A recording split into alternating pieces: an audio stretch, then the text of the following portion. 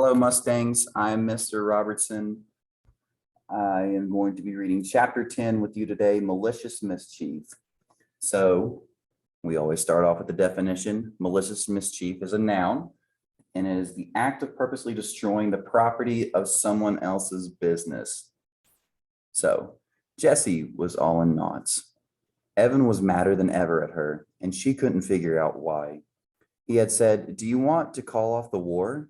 She had said, "Sure, let's call off the war," or something like that. That's what she meant to say. That's what she wanted to say. But what she had really said, she mentioned Megan. Oh, she almost spilled the beans about Megan giving her the $104, but she hadn't. She'd kept her mouth shut just in time. Jessie smiled, remembered that. So why had Evan acted like that? What was the matter with him? Jessie lay down on her bed. The world was a confusing place, and she needed Evan to help her figure it out. Even this, if this is what the fourth grade was going to be like, she might as well just give up now. And there was something else that was tying her up in knots. That $208, it really wasn't hers. Megan had given it to her to make a donation. She hadn't given it to Jessie the way Evan's friends had given their money to him. That still made her so mad that she thought about it. Oh, she wanted to get even with him for saying that she didn't have friends. So even though it looked like she had $208 in her lockbox, only half of that was money she could call her own. Still, if push came to shove and she needed it all to win, sure, she'd use it all. This was a war.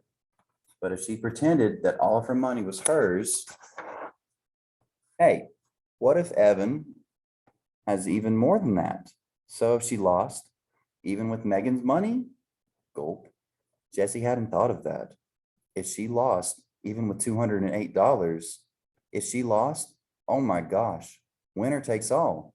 She would lose all of Megan's money to Evan. How could Jessie explain that to her friend? You see, I took all the money you earned to help rescue animals, and I lost it to my brother. Who's going to buy an iPod? Megan would hate her. All the girls who were friends with Megan would hate her. And Evan already hated her. So that was that. Goodbye, fourth grade. She couldn't use Megan's money to try to win the bet. It was too risky. But did she have enough to win on her own? Jessie felt desperation rise in her throat. How much money did Evan have? She had to find out. Jessie tiptoed upstairs to the attic office. She listened at the closed door. Her mother was on the phone. Then Jessie snuck downstairs. Evan was watching TV in the family room. Like a whisper, she crept back upstairs and into Evan's room. There was a strict rule in the Tresky house. No one was allowed in anyone else's room without express invitation. That was the term. It meant that Jessie had to say, "Evan, can I come into your room?" And Evan had to say yes before she could even put one toe over the line. So even though Evan's door was wide open, just crossing the threshold was a direct violation that carried a fine of $1. But that was the least of Jessie's concerns. She snuck over to Evan's bookshelf and picked up a carved cedar box. Evan's chosen souvenir from the family summer vacation. The orange redwood box had the scene etched into the top. The sailboat sailing past the lighthouse while gulls flew overhead. The word Bar Harbor, Maine were painted in the sky. The box had brass hinges and a clever latch. What it didn't have was a lock. Jessie flipped open the lid, immediately smelling the spicy, sharp scent of the wood. She couldn't believe her eyes. Her hands started pawing through the bills, dozens of them. There was a 10 and a bunch of 5s and more 1s that she couldn't count. She sat at Evan's bed and quickly sorted out the money. Evan had $103.11. 89 cents said less than she had. 89 cents. He could sell one lousy cup of lemonade tomorrow and beat her, and there was nothing she could do about it because she'd be at the beach. I can't let him win, she thought. I can't. She had gotten to the point where she couldn't even remember what had started the whole war. She couldn't remember why it had been so important to win in the first place. Now she just had to win. She messed up the money and stuffed it back into the box. That night in bed, she lay awake trying to think of some way to stop Evan from selling even a single glass. Sometimes in the dark, dark thoughts come. Jessie had a very dark thought. The next morning was Sunday, and the rule in the Tresky house was that everyone could sleep in as late as he or she wanted. But Jessie awoke to the sound of the electric garage door opening. She sat up in bed and checked the clock. 8 a.m. Then she looked out the window just in time to see Evan pedaling away on his bike, his backpack on his back. She quickly dressed and hurried down to the kitchen. Her mom was making scrambled eggs and toast. "Hi, Jess. Want some?" she asked, pointing with her spatula at the pan of sizzling eggs. "No, thanks," said Jessie. "I washed your blue bathing suit last night. It's hanging in the basement. What time are the Moriartys picking you up?" 9 o'clock, said Jessie. "Mom, where did Evan go?" "He went to the store to buy some lemonade." Next, Jessie's mom scooped the eggs onto a plate and put the pan in the sink. She turned on the faucet. The pan hissed like an angry snake. A great cloud of steam puffed into the air and then disappeared. "What's going on, Jess? What's with all the lemonade stands and you and Evan fighting?" Jessie opened the pantry cupboard and pulled out a box of Kicks. "Nothing," she said. She watched the cereal very carefully as she poured. She didn't want to look at her mother right then. Mrs. Tresky got the milk out of the refrigerator and put it on the counter next to Jessie's bowl. "It doesn't seem like nothing. It seems like there's a lot of bad feelings between the two of you." Jessie poured her milk slowly. "Evan's mad at me, and he's going to be the whole lot madder after today," she added in her head. "What's he mad about?" asked Mrs. Tresky. "I don't know. He called me a baby and said I ruin everything." And Jessie felt it coming. She tried to hold it back, but she knew it was coming. Her shoulders tightened up, her chest caved in, and her mouth opened in a howl. "He said he hates me." Tears poured out of her eyes and dropped into her cereal bowl. Her nose started to run and her lips quivered. With every sob, she let out a sound like tires squealing on a wet road. For the whole time, Jessie cried. Her mother wrapped her in a hug. And then, like a faucet turned off, Jessie stopped. She had told the truth. She really didn't understand why Evan was so angry. Evan, before the lemonade war, had been mad, and Jessie still didn't know why. "Better ask Mrs. Tresky." "Not much," said Jessie. She wiped her nose with her paper napkin and started eating her cereal. It was soggy, but thankfully not salty. "Don't you think it would be a good idea to find out what he's mad about?" asked Jessie's mom. "You're never going to stop being mad at each other until you both understand what the other person is feeling." "I guess so," said Jessie. "It can be hard. Sometimes it's even hard to know what you're feeling yourself. I mean, how do you feel about him?" asked Mrs. Tresky. Jessie didn't have to think long. All the insults and anger, the confusion and fighting seemed to converge into a single flash of white-hot feeling. "I hate him. I hate him for saying all those mean things and for not letting me play. I hate him just as much as he hates me more." Mrs. Tresky looked sad. "Can we have a sit down about this tonight? After you get back from the beach?" "No," said Jessie, remembering the spit vow. Evan would be mad if he knew that she had worried Mom with her fighting, and then he'd spilled the beans about the terrible things she was about to do. Jessie didn't want her mom knowing anything about that. "We'll work it out ourselves, Mom. I promise. Evan and I will talk tonight." "I'm sorry I've been working so hard," said Mrs. Tresky. "I know it's a lousy end of the summer." "It's okay, Mom. You got to work, right?" Yes, no, I don't know. I promise I'll be finished by dinner time tonight. That way we all can go to the fireworks together. Jesse's mom looked out the window. I hope they don't get canceled because of the weather. They're saying scattered thunderstorms this evening. Jessie and her mom finished breakfast without saying much else. I'll clean up, said Jessie. She liked to do dishes, and she wanted to do something nice for her mom. While she cleaned, she thought about the terrible plan she had come up with last night. It was mean. It was really mean. And it was the meanest thing she had ever imagined doing. I'm not going to do it, she decided. I hate him, but I don't hate him that much.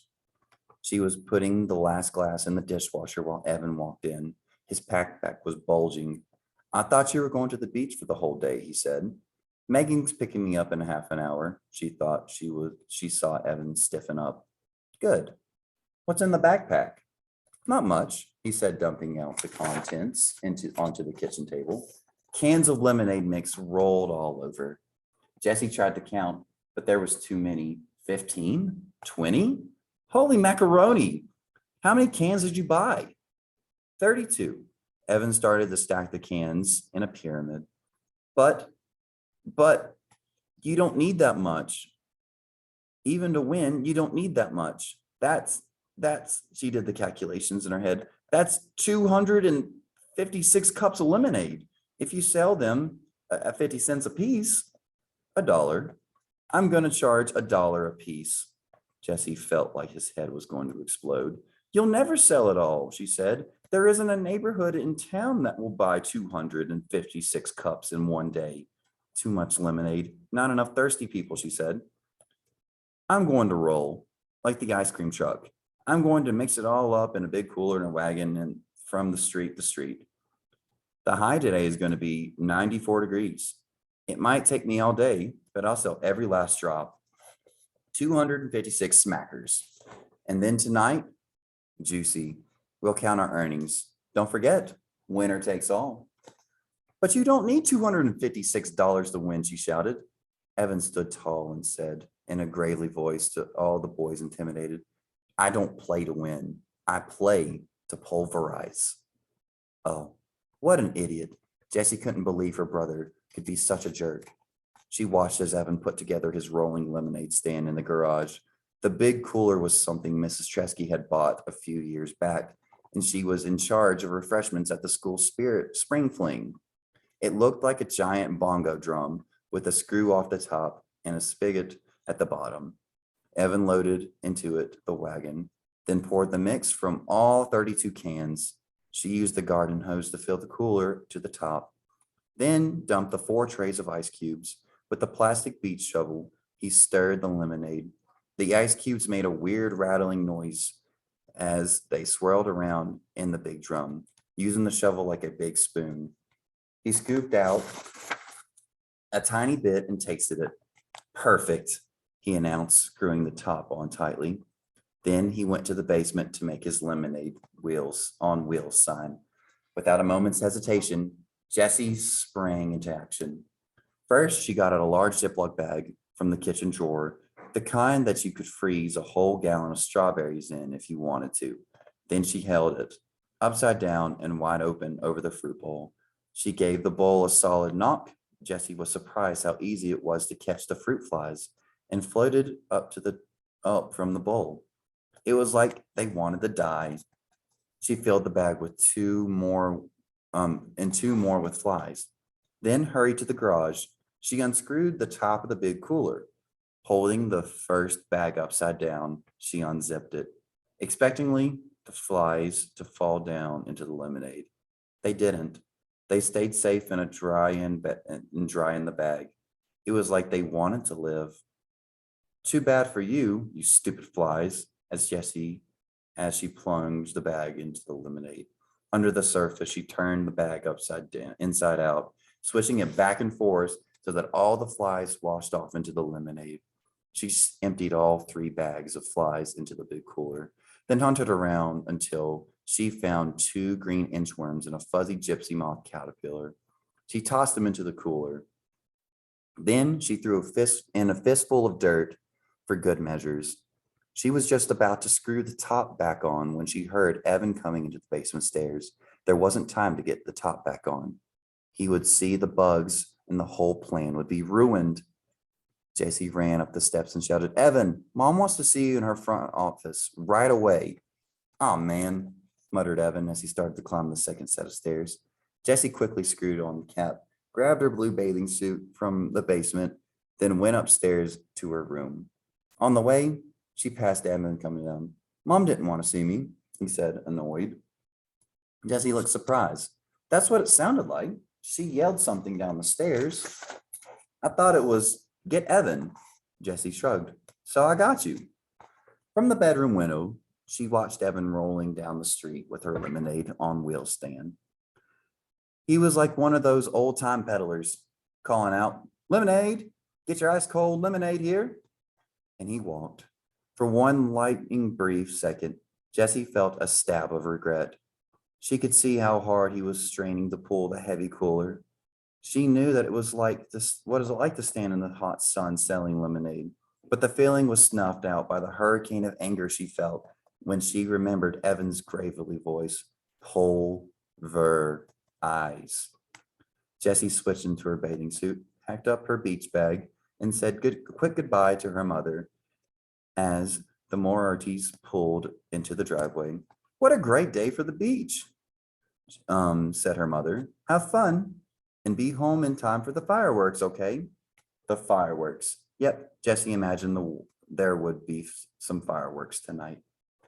Oh man. Can you believe Jessie did that? Well, Mustangs, that is all chapter 10. I will see you all later.